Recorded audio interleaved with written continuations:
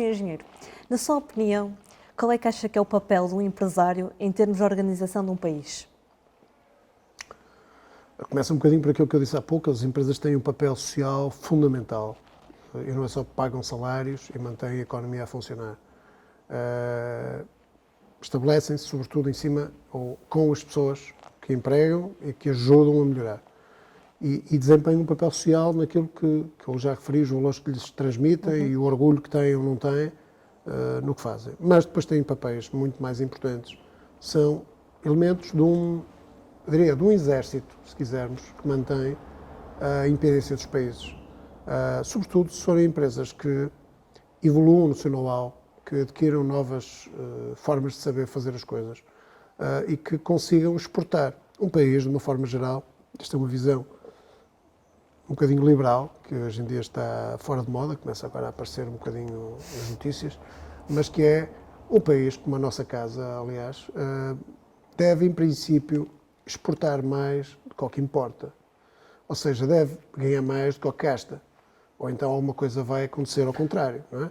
Ora bem, não é difícil perceber que uma empresa deve montar a sua estrutura para ter lucro, em grande medida. Lucro não quer dizer que seja somente o lucro financeiro. Tem que criar valor, tem que aumentar os seus ativos, tem que criar riqueza.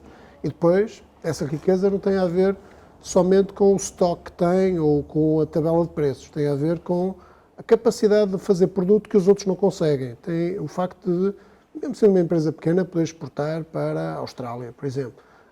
E vencer à distância. Ainda por cima, hoje em dia, isso é um pouco mais fácil.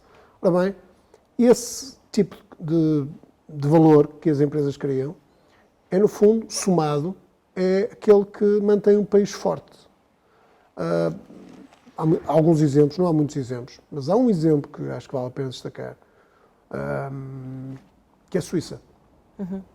A Suíça deve ser o país para onde toda a gente vai, mas, a maneira de dizer, digo eu, em termos de capital, banqueiros, grandes cineastas, grandes atores, se puderem ir todos para a Suíça, mas é o único país realmente independente da Europa. E, curiosamente, tem uma indústria e tem uma área de serviços fortíssima. Porquê? Porque os suíços sejam absolutamente extraordinários, têm lá umas montanhas difíceis de escalar, portanto não é muito fácil fazer lá coisas que são fáceis, mas não, é exatamente por isso. Por ser um povo e uma região, e isso acontece frequentemente noutros sítios, em que a própria geografia e geologia são difíceis, é que os desafios são vencidos com outra endurance. Claro. E a verdade é que nesses países cria-se valor. As empresas têm todas muito valor. Os serviços têm todos muito valor.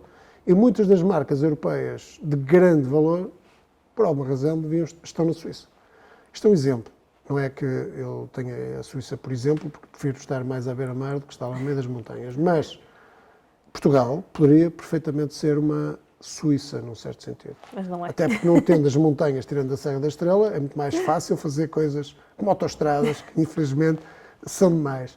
O problema que se põe é que os portugueses, este é o aspecto fundamental, são provavelmente um dos povos mais abertos do mundo, mais curiosos do mundo, mais inventivos do mundo, diria também mais indisciplinados do mundo, mas organizados, liderados e devidamente formados, provavelmente tornam-se impatíveis, como acontece frequentemente no estrangeiro, quando visto sem dificuldade e tendo que vencer na vida, surpreendem pela positiva na maioria dos casos. As empresas têm o mesmo desígnio, ou seja, sendo mais pequenas, tendo Portugal sendo um país mais pobre, portanto, tendo menos recursos, têm mais que fazer bem para vencer. Obviamente, há muitos exemplos em Portugal de empresas que vencem no exterior sem apoios do Estado, sem apoios do próprio país, que não seja a sua própria população e a sua própria capacidade de criar valor. Ora bem, portanto, as empresas numa sociedade e a gestão das empresas, os gestores das empresas, digamos que há quem lhes chame patrões, se forem conscientes e tiverem, de facto, um papel positivo e é aquele que lhes deve caber, são essenciais à saúde de um país e à independência de um país, que é isso que a Suíça é. Um país independente, porque vive de superávites praticamente todos os anos, ao contrário de alguns outros países Claro, à beira-mar claramente. plantados, onde os déficits são quase permanentes. Latinos. De que forma é que o tecido empresarial está a ser tratado em Portugal? Mal. Então, conte-me tudo. Mal, neste sentido. Primeiro, existe um estigma muito grande em relação aos empresários, de uma forma geral. Portugal vive de uma situação, e estou à vontade para falar porque não sou rico, portanto não tenho problema nenhum, nem sei, e sei que não irei enriquecer muito com aquilo que vou fazer, mas o meu objetivo, os meus objetivos são um bocadinho mais diretos. A verdade é que muitos empresários, de forma anónima e de forma, diria, sem grandes condições, têm feito muito pelo país, fazendo crescer empresas completamente anónimas que só são conhecidas no estrangeiro. No estrangeiro, na área em que trabalham, são consideradas, muito mais consideradas que em Portugal, e que, infelizmente, em muitos casos, em Portugal, só se fala das empresas quando há ou questões de corrupção que envolvem empresas que não são verdadeiramente empresas e que não criam grande valor em Portugal, ainda por cima, ou porque os empresários ou as empresas se tornaram muito ricas e muito poderosas. Ora, esse processo é claramente um erro. As empresas que crescem e dimensionalmente, algumas à escala portuguesa são muito grandes, são aquelas que criam mais emprego, são aquelas que criam mais, portanto, espalham mais riqueza por mais entidades. Ora, quando se contrariam empresas dessas e se querem que elas sejam todas pequeninas e muito micros, são todas muito jeitosinhas para depois terem um layoff parado durante 3 meses ou um ano inteiro, como aconteceu no caso da restauração, que é um setor admirável, um dos melhores serviços que Portugal presta é realmente a restauração, portanto devia ser protegido, devia ser valorizado, muito mais que os museus, convenhamos. Mas resumindo, as circunstâncias são as de que as empresas, de facto, às vezes parece que atrapalham. E os empresários, aqueles que se atrevem a ter alguma voz, com o seu exemplo ou com a sua postura, normalmente não têm grande sorte, São porque calados. a sociedade e em geral, o poder não entende isto da melhor forma, na minha opinião. Mas, resumindo, nós somos, de facto, contribuintes líquidos do país. Até porque criamos, direto e indiretamente, muitos impostos que asseguram que hajam condições para que o país funcione e hajam condições que protejam, pelo menos, aqueles que mais merecem ser protegidos. Gostaríamos nós de ter, porventura, e digo isto com total abertura, de ter que pagar menos impostos para poder ajudar mais as nossas pessoas. Porque, Exato. obviamente, seria muito mais fácil, muito mais justo. Nós conhecemos as pessoas diretamente e quando agimos de mal com elas, nós somos observados com toda a atenção. Portanto, não estamos num estágio de afastamento tal das pessoas que possamos dizer que não fui eu que fiz, que a culpa não é minha. Não. Quando agimos mal, está cá. Portanto, era muito mais fácil às empresas, em determinadas condições, estabelecer relações de segurança social, digamos assim, garantindo até principalmente os empregos, do que estarmos a pagar impostos e taxas e outras questões que vão para uma máquina do Estado e, em muitos casos, são desperdiçados em aspectos que não são aqueles que defenderiam o interesse das pessoas.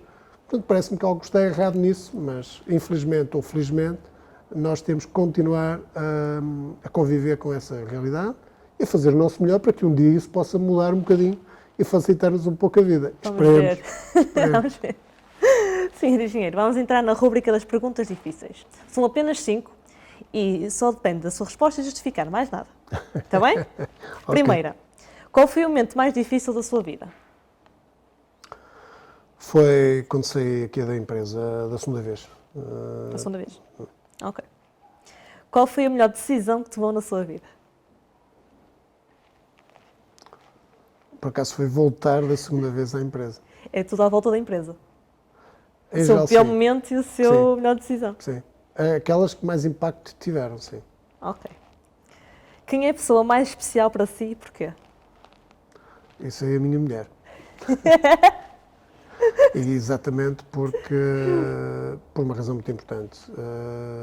Porque Apoio-o tem o muito. espírito crítico necessário para me fazer luz sobre algumas coisas em que às vezes o nevoeiro que se instala não deixa, não é? E, portanto, sobretudo aí. Esse é o principal apoio e é o apoio que naqueles momentos difíceis mais é necessário, não é? Está sempre lá. E que está sempre lá. Atualmente, o que é que pensa na maioria das pessoas? Não percebi. O que é que pensa da maioria das pessoas? Como é que são as pessoas hoje em dia? O que é que pensa delas? Bem, eu teria muitas variantes, digamos assim. Agora, efetivamente,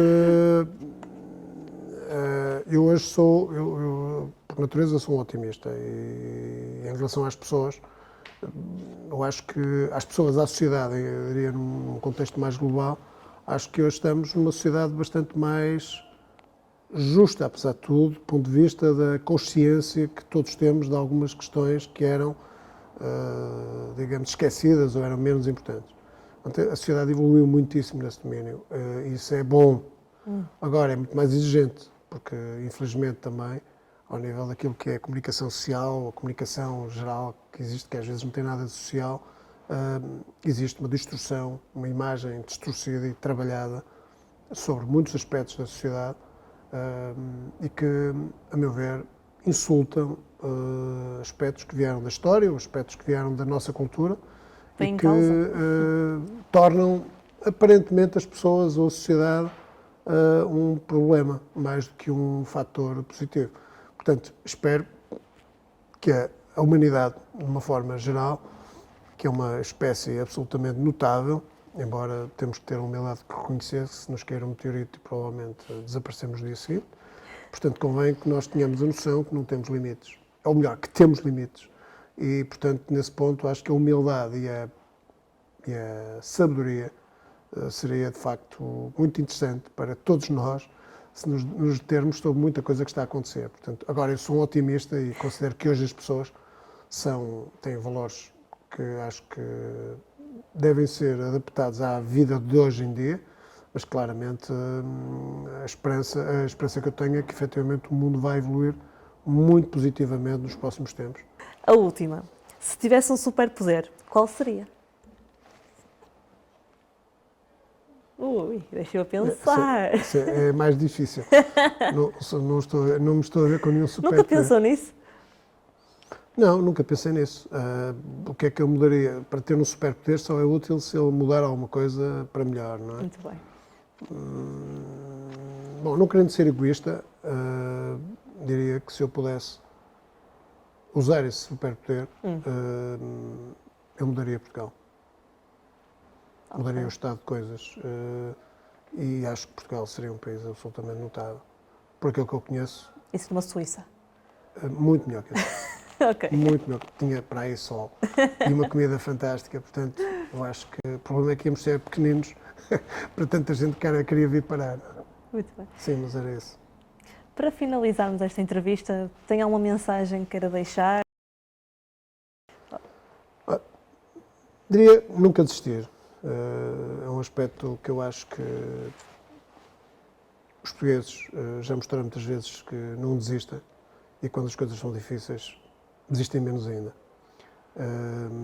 Nós aqui vivemos isso muitas vezes e eu aprendi isso em muitos sítios. Conheço muita gente que não desiste, anónima, sem grande aparente valor, mas que não deixa de lutar, nem cria condições para que a luta desapareça. Mas, resumindo, é importante que nós, como profissionais ou como cidadãos, entendamos que temos um papel e que, de uma forma geral, deixamos-nos afligir ou preocupar com coisas imediatas. Mas a vida é relativa em relação aos momentos que estamos a viver, porque as coisas importantes vêm mais à frente muitas vezes. Portanto, o não desistir tem um bocadinho disso, tem a ver com o facto de nós não nos termos que centrar num contexto imediato de alguma gravidade, de alguma situação que nos está a acontecer e que àquele momento damos muita importância, porque se levantarmos a cabeça, vamos aqui à frente, temos oportunidades que se estão a abrir, que ainda não chegaram, mas que se soubermos esperar, trabalharmos para elas, vamos conseguir. E isso é o que a vida nos vai mostrando muitas vezes. Claro que em proporções diferentes, de acordo com a vida que cada um tem, não é? Mas, de facto, se tivermos essa consciência, não nos deixaremos influenciar muito pelas dificuldades. Muito obrigada por esta conversa. Nada, Não sei se gostou. Foi um prazer, sim, gostei. Muito bem, muito Desejo-lhe bem. muito Parabéns. sucesso. Obrigado. Obrigada. Obrigado. Esta foi a grande entrevista ao engenheiro Henrique Barros. Já sabe, o nosso compromisso é com a atualidade de Gaia. Obrigada por estar desse lado e até à próxima.